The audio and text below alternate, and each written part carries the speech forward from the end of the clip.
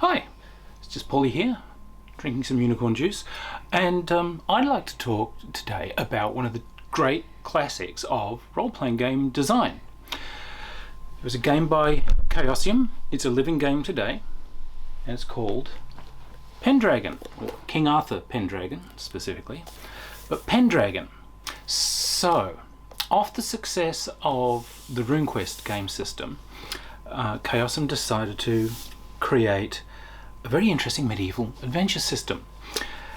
Now, the setting is King Arthur's Camelot, and they were very, very keen to have this set within the legend of Arthur and so forth. But the idea is this is a generational role-playing game.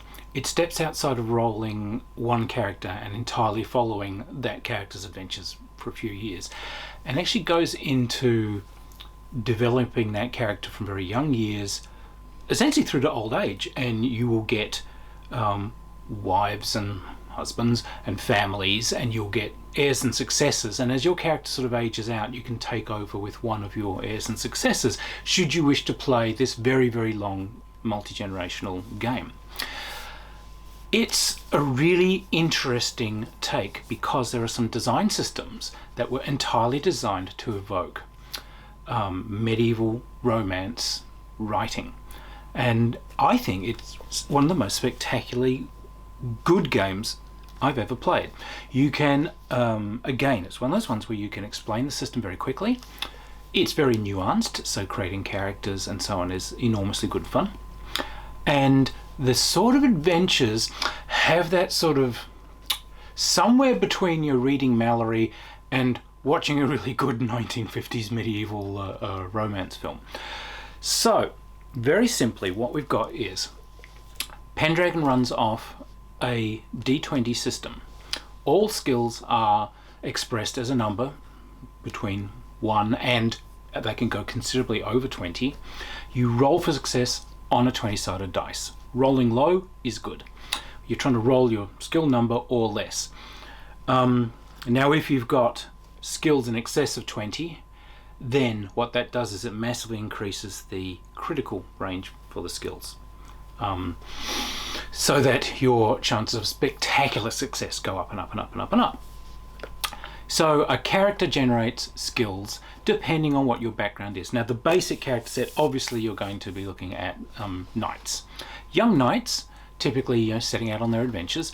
However, your skills might not be quite good enough. You may start off as a squire.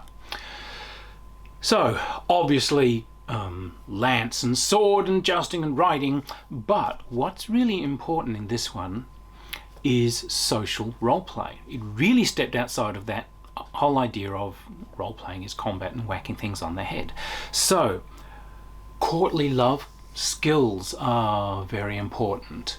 So, your skills in hawking and composing poetry and singing songs and all these sorts of things are going to be very useful for wooing ladies at the court, for making a reputation at the court, for socially interacting with people. You're also going to possibly need some practical economic skills because you're a knight. You'll probably end up with a manor, and that manor is going to have someone to run it, so you're going to have some economic skills and so on. And there's of course a slew of knowledge skills and things that you might want to go into. You might see yourself as a mighty seafaring knight, or you might see yourself as someone mightily skilled in generalship and so on. So you can fine-tune your characters there. Now, there's a huge array of areas that your character can come from, and these influence your basic skills. So someone who's from a sea-going culture will have different opening skills to someone from a land-going culture. Welsh people are going to be different from guys in the middle of Logres. They're going to be different from people who come from different places in the continent. Just gives like a little cultural skill idea. But the truly clever thing kicks in when we get to personalities. What Pendragon did was it sets up this array of personality traits, and this is very important for your character. And they swing from extremes, from in a chart from sort of centered to left and right. So you could be very generous, Or down on the other end of that scale, you're very miserly. You could be incredibly brave or incredibly cowardly. You could be incredibly honest, or you can be a liar. And not every negative character trait is entirely negative. Some of them are sort of fun for making your character. I want to be someone who's a little bit loose with the truth. I go off kind of half-cocked all the time, but I'm very impulsive. All right, so your character is impulsive rather than planning, and you have these as traits. Any trait that gets into the far end of its extremes gains you reputation. You can have a reputation for being foul-tempered. You can be highly reputed for your bravery. You can be highly reputed for being someone who's scheming. It all actually gets you something. And as you perform actions in the game, your personality will modify up and down due to your actions.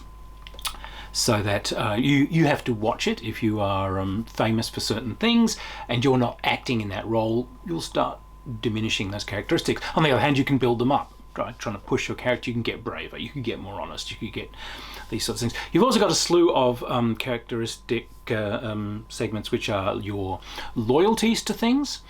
And these are quite important because during the game, you can be inspired by things that you have a deep personal connection to, your loyalties.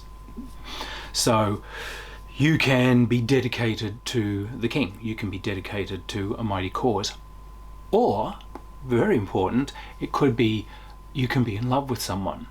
And if you're acting sort of in the interest of that person that you are in love with, you can roll to activate this passion.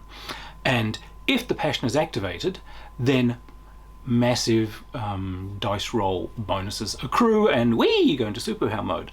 But if you completely flub the roll, well, oh no, you've tried to activate your passion, but alas, you did not love your lady enough, you did not love the king enough, you wanted to reach for the Holy Grail, but you did not sort of, your faith was tested and you failed. And this sends you, running off into the wilderness, completely gaga for a year, and your friends eventually have to sort of, lasso you really back in. So some fun little bits and pieces there. Now, when you design your characters, your damage for your weapons comes off a combination of your size and strength.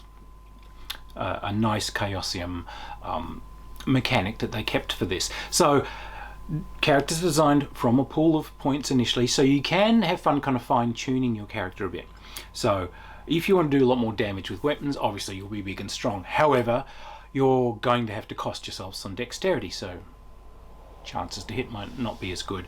Or, and this was the classic trap, people come straight from playing combat role-playing games and they say, well, this is a period, medieval's a period where if I'm big and tough, I'll just get the dames and I'll impress everyone at the court and people just respect me for how powerful I am. So I don't need charisma. So in they would go and they would find that they'd combat wombated their character so that it's just this massive wall of meat that just destroys things, and you're actually completely failing at the game because you weren't set up for it. So we had one guy who designed a character like this, and he decided, I'll be from one of these Celtic cultures, and he whittled his charisma down to the lowest possible rate because he decided that it's not going to be important. There is actually a rule there that if any characteristic falls below 3, you become invalided, and this is how your character actually kind of retires from the game and you have to take over another one. And the idea is, as you take very serious wounds in the game, it can actually cost you characteristics. So that lance wound never quite healed. Those broken ribs have screwed up your lungs. You've got a limp, etc. So it does actually cost you. You can use experience to kind of train yourself upwards out of some of these, but you will wear down. So of course he goes out, fails one of his rolls.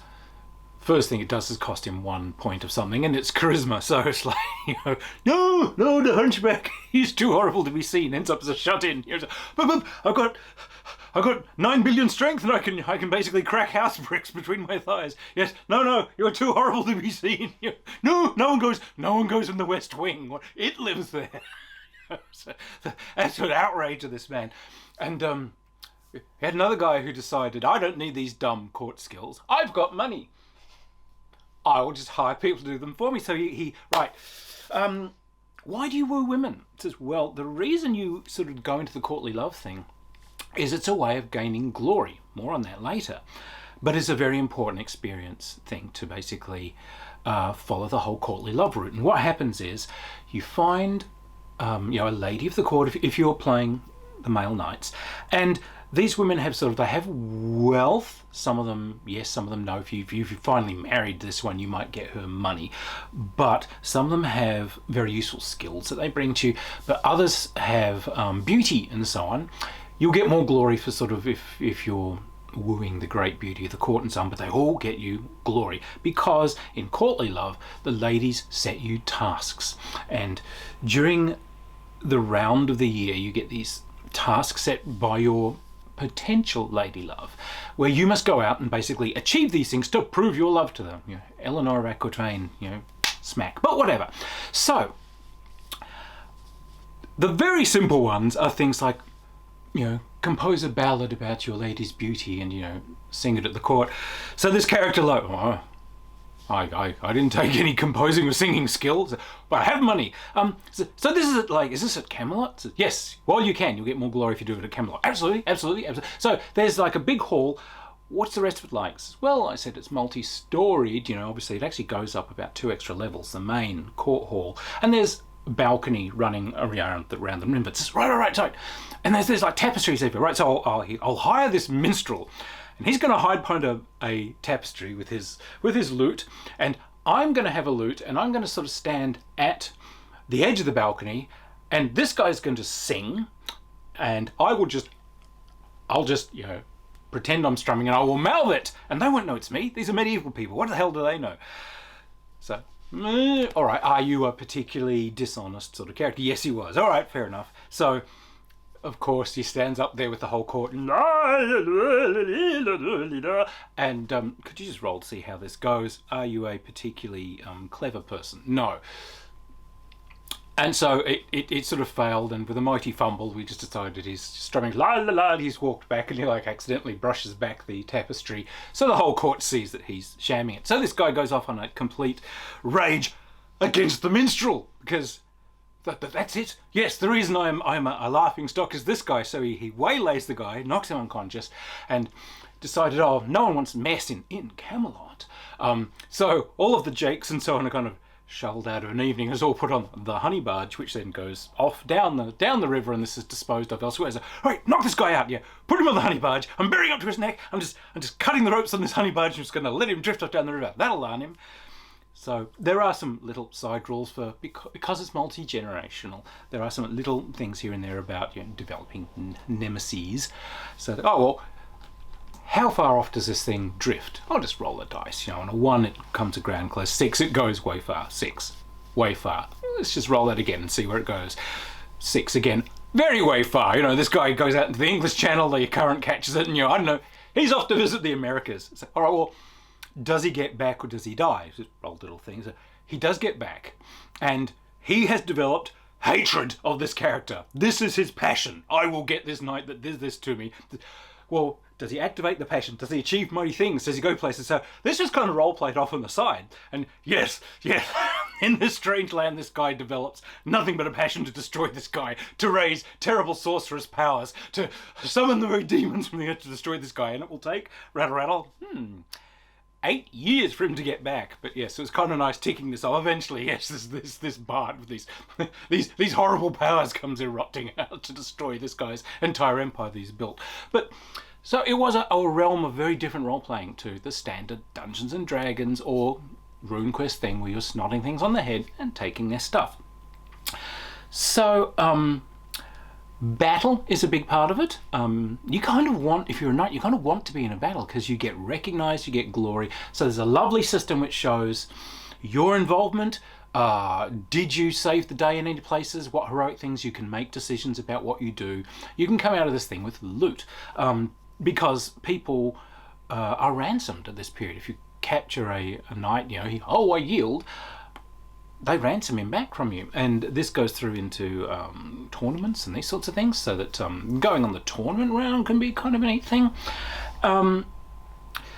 There's a glory mechanic.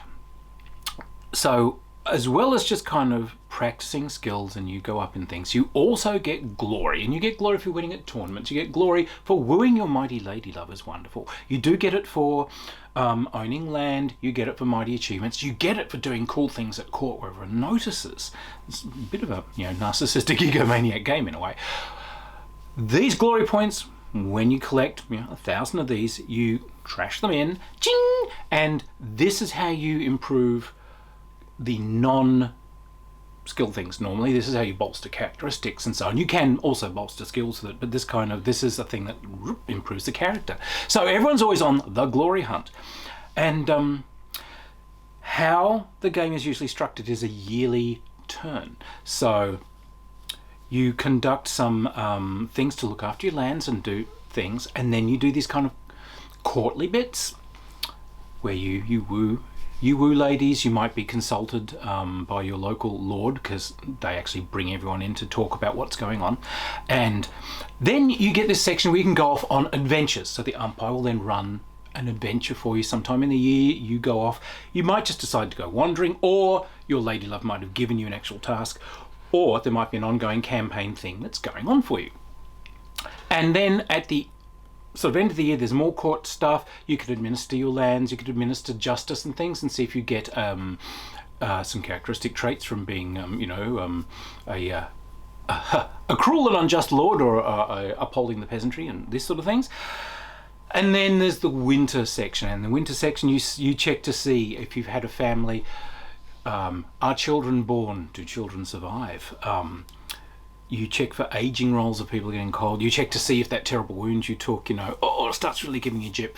And so you do this administration. So it proceeds in these rounds and you get a year older. And so with that framework, completely different from most other role-playing games. It has a grander scope of things. So we've been talking about knights and so on.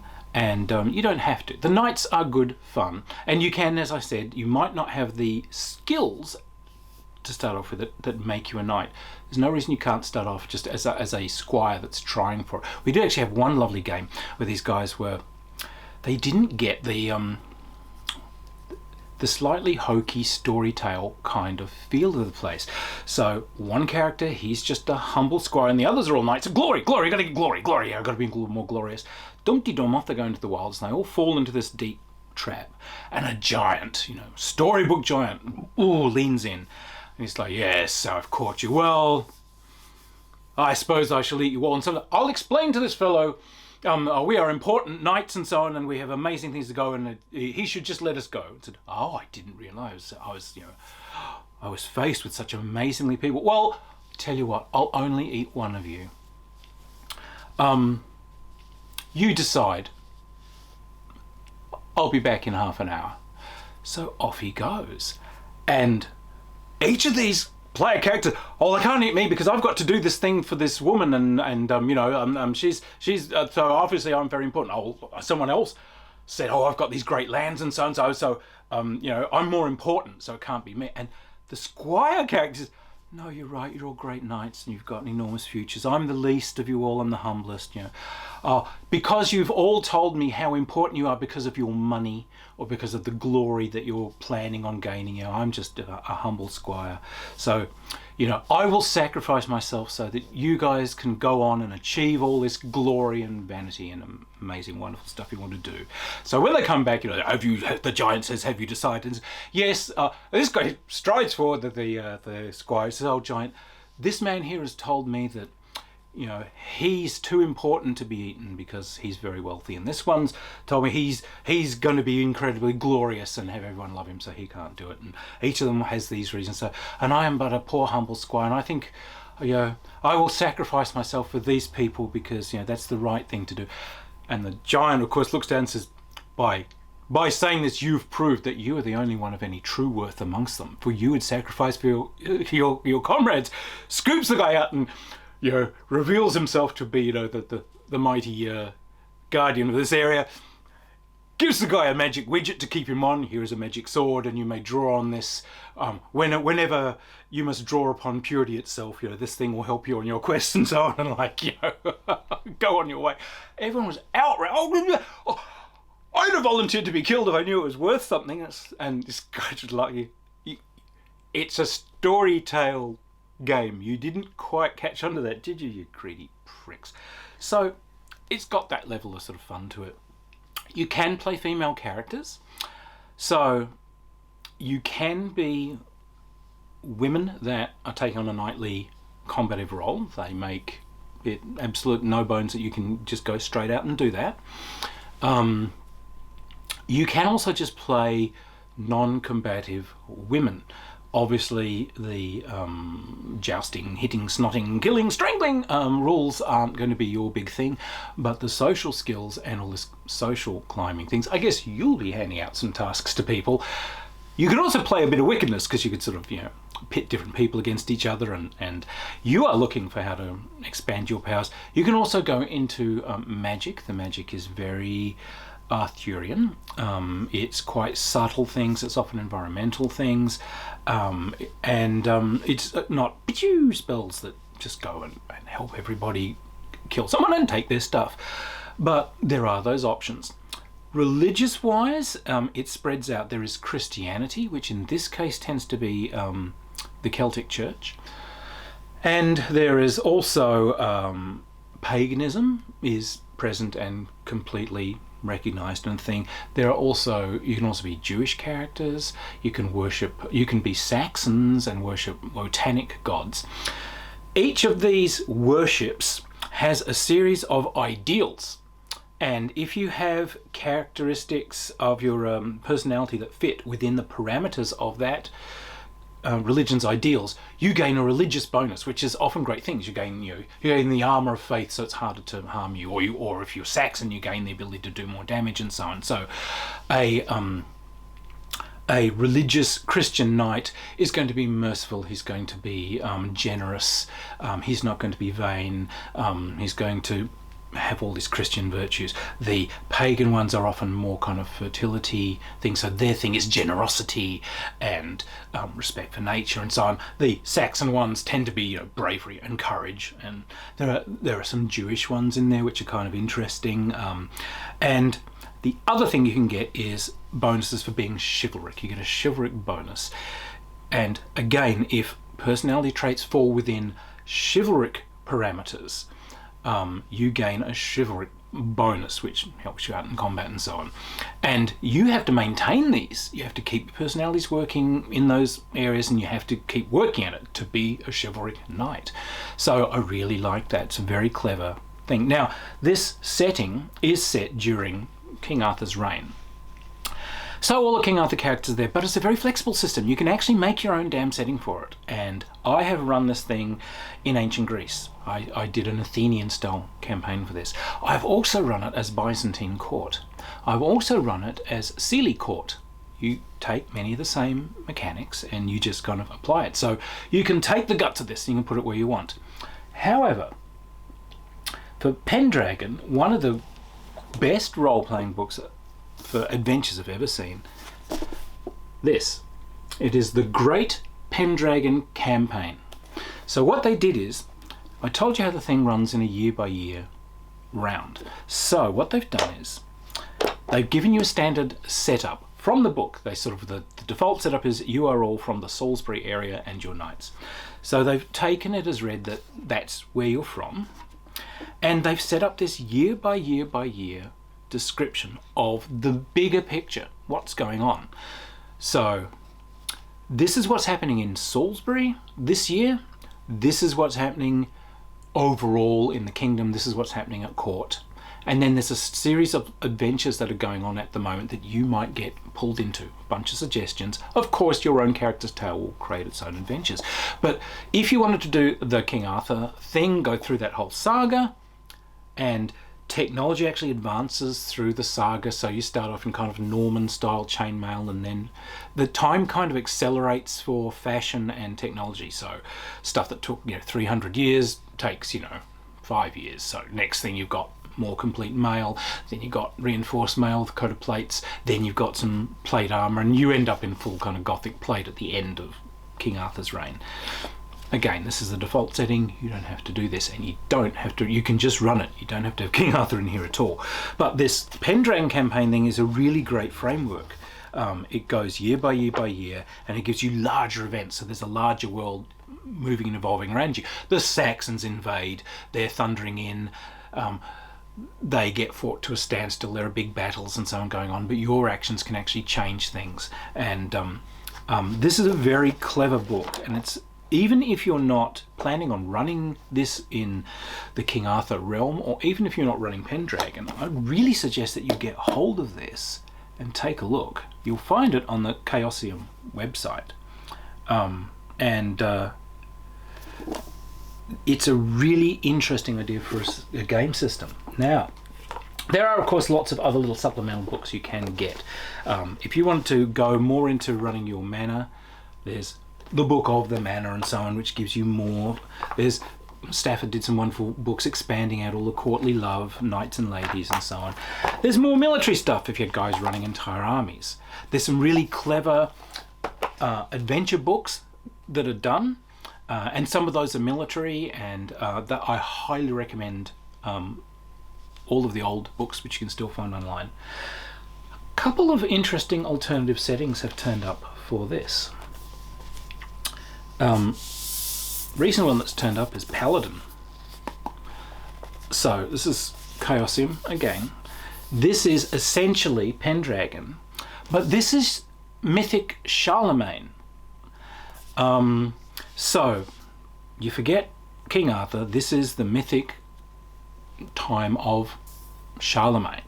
So it's its own thing. It's sort of Orlando Furioso and so on. So this is obviously centered more in Germany and France, and they're fighting, you know, the Saracens that have coming thundering up through Spain and so on, and fighting them off, and lots of monsters and so on. This is kind of a strange one because the mythos of Charlemagne is beloved by God. People love God. That's cool. God loves Charlemagne. So one of your kind of passions that you develop is how much you love Charlemagne. Yep, boy.